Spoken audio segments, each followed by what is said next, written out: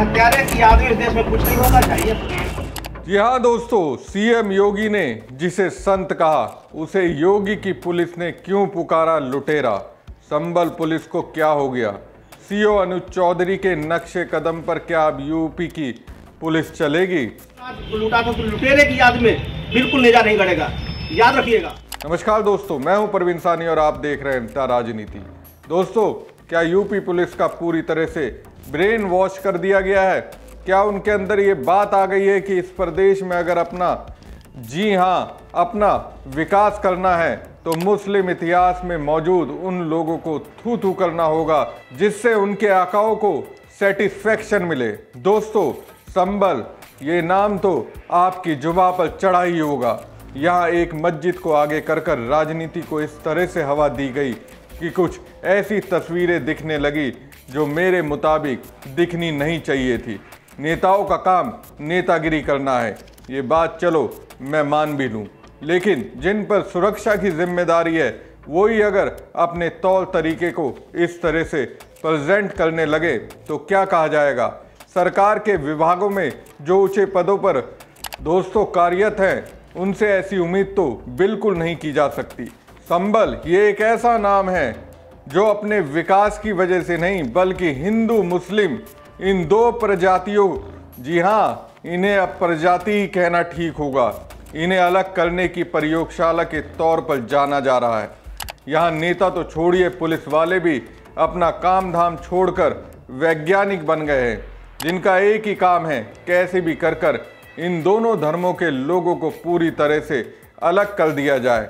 और जब प्रैक्टिकली तौर पर प्रूफ हो जाएगा तो न सिर्फ यूपी बल्कि देश भर में इसका इस्तेमाल होगा।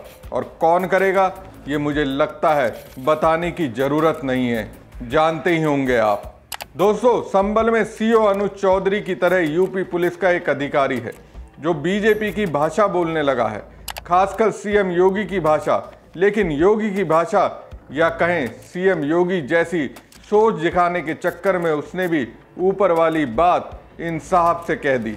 अब देखिए, सीएम योगी जिन्हें संत मानते हैं ये पुलिस अधिकारी उन्हें लुटेरा मानते हैं। पहले इस पुलिस अधिकारी के बयान को सुनिए, फिर आपको पूरी कहानी बताएंगे। इस पुलिस वाले ने जिन्हें लुटेरा कहा है, योगी उन्हें संत कैसे साबित कर रहे हैं? अगर इस देश के हैं आप भी कह रहे हैं सोमनाथ को लूटा था, लुटेरी की आदमी कैसे आप बना सकते हैं? बिल्कुल नहीं बनाएंगे। फिर भी पहले सुनिए, बिल्कुल कह रहा हूँ बिल्कुल नहीं होगा। ठीक है सर। फिर भी आपको लगता है कि नेजा बेला आपको लगाना है, एप्लीकेशन दीजिएगा वहां जाके। लेकिन इसके पहले कोई भी आगामी कृत्य मत करिएगा कि मैं लगा रहा हूँ। आप जाइए मजिस्ट्रेट के एप्लीकेशन दीजिए। कह तो रहा हूँ, आप जाइए एप्लीकेशन दीजिए। कह तो रहा हूँ, इसीलिए माना था तभी कह रहा हूँ। एक टाइम का वो हो गया था। बिल्कुल आपने सही रमजानों में माना था तो इसलिए कह रहा हूँ, माना था इसलिए कह रहा हूँ कि अब ये इसकी याद में, किसी लुटेरे की याद में बिल्कुल मत कीजिए। फिर भी आपको लगता है कि परंपरा आप कुरीति कर रहे थे, आप जाइए मजिस्ट्रेट को एप्लीकेशन दीजिए। ठीक है सर, आपके इसके पहले कोई तैयारी मत करिएगा। पहले सुनिए, कोई तैयारी ना करिएगा क्यों मैंने पहले बता दिया है। लुटेरी की याद में, जिसने इस देश को लूटा था उसकी याद में कोई नेजा मेला आयोजित नहीं होगा। सर ये आदेश अगर ठीक लास्ट ईयर आप कर देते तो हिम्मत नहीं करते। तो यही पहले जब आप समय पे आ गए ना, उस साल आयोजित नहीं होना था, आज समय पे है ना, तो समय पे ही आपको बता रहा हूँ, समय पे इसीलिए बुला के बता दिया है। और सुनिए, आप जाइए इसके बाद मजिस्ट्रेट से मिलिए। ठीक है सर, अपनी बात कहिए, लेकिन ये स्पष्ट बात कह रहा हूँ, उसकी याद में, लुटेरे की याद में इस तरह से उचित नहीं है, बिल्कुल नहीं होगा। नंबर एक बात, आप दूसरी परंपरा कह रहे हैं तो परंपरा के लिए जाके बात कीजिए। इसके पहले कोई भी तैयारी मत करिएगा। ठीक, अब आप जाइए, पहले जाइए वहाँ एप्लीकेशन दीजिए। कोई ढाल झंडा पहले न गाड़िएगा। बिल्कुल सही है। अब आप जाओ, नहीं और नहीं सुनूंगा, आप वहाँ जाओ फिर सुनूंगा। सर सुन तो नहीं, अभी नहीं सुनूंगा, अभी नहीं सुनूंगा, नहीं सुनेंगे सर, अभी नहीं सुनूंगा, क्योंकि इसी लुटेरे के पक्ष में खड़े होने की बात बिल्कुल नहीं सुनूंगा। इसलिए जाओ, आप कहोगे कि 1007 से बनाया जा रहा है, बिल्कुल नहीं सुनूंगा। मैं नहीं कह रहा, कुरीति हो रही, बिल्कुल नहीं सुनूंगा। मैं नहीं कह रहा हूँ, इससे हटके कुछ कहना चाहते मैं, इससे हटके कहिए। हाँ सर, नेज़े के मौके पे धार्मिक आयोजन होते हैं, गलत होते हैं, कुरीति है। बात सुन लीजिए। देखिए, वही मैं कह रहा हूँ, बहुत सारी कुरीतियाँ ऐसी हैं जो आप नासमझी में कर रहे हैं। आप खुद बताओ, अगर इस देश के हैं आप, सोमनाथ लूटा, हिंदू मुस्लिम की बात पहले नहीं है, आप अगर इस देश के हैं, इस देश की प्रॉपर्टी लूटी, लोगों का कत्लेआम किया, हम कैसे उसका साथ दे सकते हैं भाई? तो एसपी साहब बिल्कुल नहीं साथ दे सकते, बिल्कुल नहीं साथ देंगे। इसीलिए कमेटी को बार बार कह रहा हूँ, बिल्कुल साथ नहीं होगा। आपके पास समय नहीं है, आप तुरंत जाके अभी समय टाइम न दिया, हम इसलिए खाना है क्या सुन लिया, इसीलिए पहले जाइए। नहीं अभी नहीं सुनूंगा, आप जाओ। समय नहीं, फिर कहोगे समय खराब हो गया, आप जाइए। हमारी 15 दिन पहले मीटिंग होती थी, कुछ नहीं, अभी कह दिया, अभी जाओ और तुरंत जाओ, कुछ नहीं, बिल्कुल नहीं होगा, जाओ तुरंत जाइए, आप तुरंत जाइए। सर जा रहे हैं, बिल्कुल जा रहे हैं, फिर बताइए, जाइए एप्लीकेशन दीजिए, फिर मत कहिए समय खराब हुआ। सर एक बात कहना चाहते हैं, हाँ कहिए, आप सुन लें हमारी, बताइए। वो ये कि यहाँ फातिहा और दुरूद होती है। हाँ भाई, बात सुनिए, मैंने क्या कहा, उस लुटेरे की याद में कुछ भी नहीं होगा, उस लुटेरे की याद में, उस हत्यारे की याद में कुछ भी नहीं होगा इस देश में। आप जाओ और परमिशन मांगे, जाइए आप। ठीक है। और सरकार हमें राखी पे चारों खाना चित गिरा रहा है। मैं कहता रहा हूँ, मैं अपनी बात में लुटेरे की याद हमने लुटेरे और हत्यारे की याद में इस देश में कुछ नहीं होगा, जाइए ठीक है। ये संभल के एएसपी शिरीष चंद्र हैं। दरअसल संभल में सैयद सलार मसूद गाजी के नाम से मेले का आयोजन होना है, लेकिन इस मेले के आयोजन के लिए संभल पुलिस ने अनुमति नहीं दी है।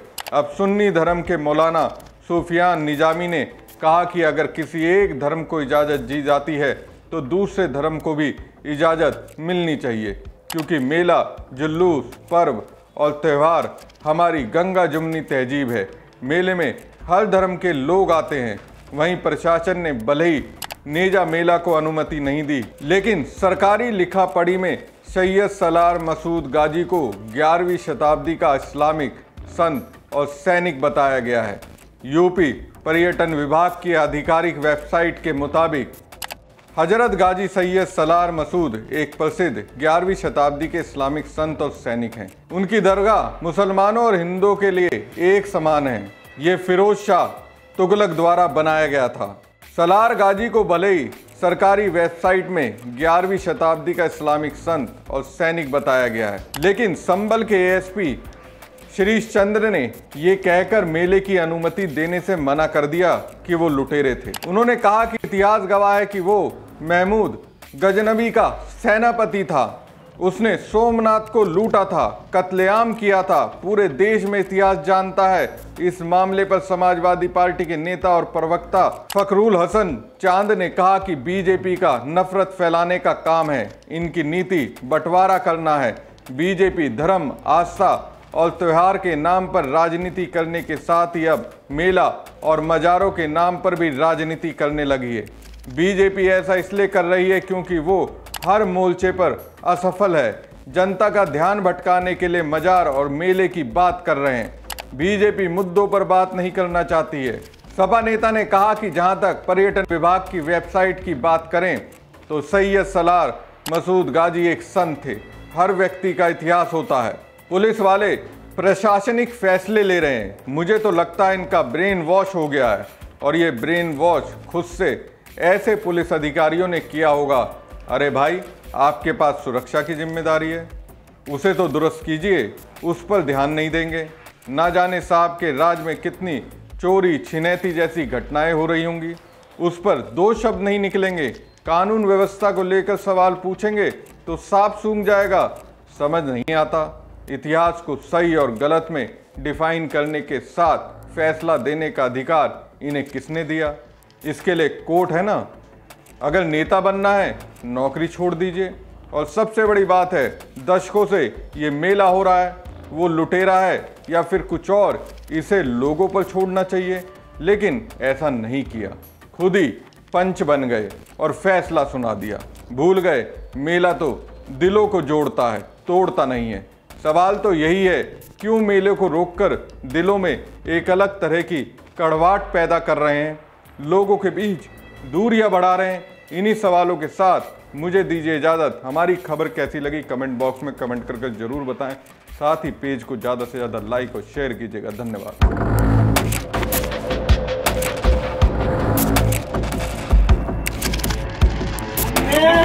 और हत्यारे की आदमी इस देश में कुछ नहीं होगा चाहिए।